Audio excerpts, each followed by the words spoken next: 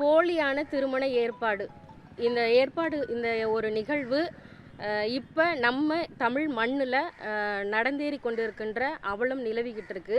இது ஏற்கனவே இந்த நிகழ்வுகள் வட மாநிலத்திலையும் சென்னை போன்ற மாகாணத்திலையும் தான் எடுத்துக்கிட்டு இருந்தாங்க.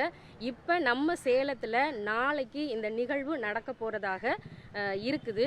இந்த போலியான திருமண ஏற்பாடுங்கிறது திருமண ஏற்பாடு போலயே எல்லாவற்றையும் நிகழ்த்தி மணமக்கள் உள்ளே இருப்பாங்க, அதற்கான வரவேற்பாளர்கள் எல்லாருமே வருவாங்க. அந்த திருமணத்தை கண்டுகளிக்கிறதுக்கு அவங்களுக்கு ஒரு தனி கட்டணம் நியமிக்கப்பட்டு அவங்கள உள்ள விட்டு அந்த திருமண நிகழ்வில் என்னென்ன நடக்குமோ, எத்தனை கேலி கூத்துகள் நடக்குமோ அத்தனையும் ஒரு போலியானதாக ஏற்பாடாக அதை வியாபார பொருளாக இந்த மண்ணில் மாற்றிக்கிட்டு இருக்காங்க. இது ஒரு மிகப்பெரிய தமிழ் கலாச்சாரத்தை ஒரு சீர்குலைக்கிற நிகழ்வாக இந்த மண்ணில் முன்னெடுத்திருக்கிறாங்க. இதை தடை செய்யணும் அப்படிங்கிறதுக்காக இந்த நிகழ்வை தடை செய்யணும் அப்படின்னு தமிழக வாழ்வுரிமை கட்சி சார்பாக நாங்கள் இன்னைக்கு கமிஷனர் அலுவலகத்தில் கமிஷனரை சந்தித்து இந்த மனுவை கொடுக்கறதுக்காக நாங்கள் வந்திருக்கிறோம். ஒரு மிகப்பெரிய நல்லறம் இல்லறம் அப்படின்னு சொல்லுவாங்க. ஒரு அறம் சார்ந்த நிகழ்வு தான் ஒரு திருமண நிகழ்வு.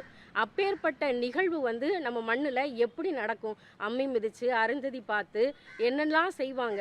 நம்ம ஒரு திருமண அழைப்புதல் அழைச்சி அதை முதல்ல குலதெய்வத்துக்கு போய் அதை வச்சு வழிபட்டு முதல்ல தாய்மாமனை கூப்பிடணுமா, கூப்பிடக்கூடாத, யாரை கூப்பிடணும், நம்ம சொந்தக்காரவங்க எங்கெங்கே இருக்காங்க, நம்முடைய உறவுக்காரவர்கள் எத்தனை பேர் இருக்காங்க, இதில் தான் விட்டு போன சொந்தங்கள் எல்லாவற்றையும் சமாதானம் பேசி அழைச்சி இது ஒரு உறவின் விழா, ஒரு இனிய விழாவாக பார்க்கப்பட்ட இந்த திருமண ஏற்பாடுகள் இப்போ இந்த மண்ணில் ஒரு கலாச்சார சீரழிவை கொண்டு இப்படி போலியான திருமண ஏற்பாடுகளை செஞ்சுக்கிட்டு இருக்காங்கன்னா இது மிக மிக பெரிய இந்த நம்ம தமிழ் கலாச்சாரத்துக்கு ஏற்படுகின்ற ஒரு சீர்கேடு, ஒரு சீரழிவு, ஒட்டுமொத்த தமிழ் சமூகத்திற்கே ஏற்பட்ட ஒரு சாபக்கேடாக இந்த மண்ணில் பார்க்குறோம்.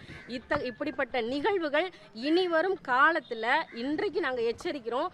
நாளைக்கு அதை நடந்துச்சுன்னா தமிழக வாழ்வுரிமை கட்சி அதை நாங்கள் வேறு மாதிரியாக அணுகுவோம். ஏன்னா தமிழ் தேசியத்தையும் தமிழ் தேச தலைவரையும் நாங்கள் கொண்டுட்டு ஒரு மிகப்பெரிய ஒரு போராட்ட களத்தில் நின்று போராடிக்கிட்டு இருக்கிற பிள்ளைகள் இப்படி வருங்கால பிள்ளைகள் சீரழிகிறதுக்கான, இளைஞர்கள் சீரழிகிறதுக்கான, இளம் பெண்கள் சீரழிவதற்கான, என்னுடைய தமிழ் சமூகம் சீரழிவதற்கான இந்த ஒரு சீர்கேட்டு நிகழ்வுகளை இதுபோன்று எங்கள் மண்ணில் இனிவரும் காலங்களில் நீங்கள் முன்னெடுத்தால் நாங்கள் இன்னைக்கு எச்சரிக்கிறோம். தமிழக வாழ்வுரிமை கட்சி அதை எப்படி நாங்கள் கையாளணுமோ அதை வேறு விதமாக நாங்கள் கையாளுவோம். ஏங்க, திருமண ஏற்பாடே போலியான திருமண ஏற்பாடுன்னு சொல்லும் பொழுது இதில் எல்லாமே இருப்பதற்கான வாய்ப்புகள் இருக்குமா இல்லையா?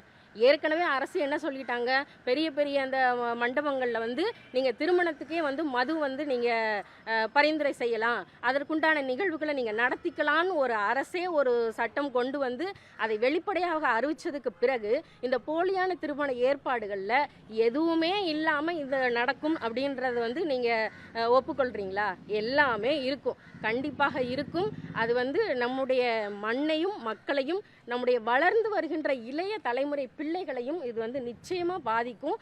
அந்த பாதிப்பை நாங்கள் இப்போ தமிழக அரசுக்கும் சொல்கிறோம், இந்த மண்ணில் வாழ்கின்ற தமிழ் சமூக பிள்ளைகளுக்கும் சொல்கிறோம். ஏன்னா இது போன்ற ஒரு நிகழ்வு நடக்குதா இது அப்படிங்கிற ஒரு புரிதல் இல்லாமல் விழிப்புணர்வும் மக்களிடத்தில் இல்லை. இது போன்ற ஒரு நிகழ்வுகள் நடக்குது, இந்த போலியான திருமண ஏற்பாடுகள் நடக்குது, இது ஒரு வியாபாரமாக கொண்டு செல்கிறாங்க மக்கள் மத்தியில் அப்படின்னு சொல்லி மக்களுக்கே விழிப்புணர்வு இல்லை. அந்த விழிப்புணர்வை ஏற்படுத்த தான் இன்றைக்கி தமிழக வாழ்வுரிமை கட்சி உங்களை சந்தித்து இதன் மூலமாக நாங்கள் தெரியப்படுத்திக்கிறோம். நீங்கள் ஊடகவியலாளர்களும் நீங்கள் இந்த விழிப்புணர்வு இதை நீங்கள் கொண்டு சேர்க்க பிளே ஸ்டோர் மற்றும் ஆப் ஸ்டோரில் இருந்து பாலிமர் செயலியை QR கோடு மூலம் பதிவிறக்கம் செய்யுங்கள். செய்திகளை உடனுக்குடன் பெறுங்கள்.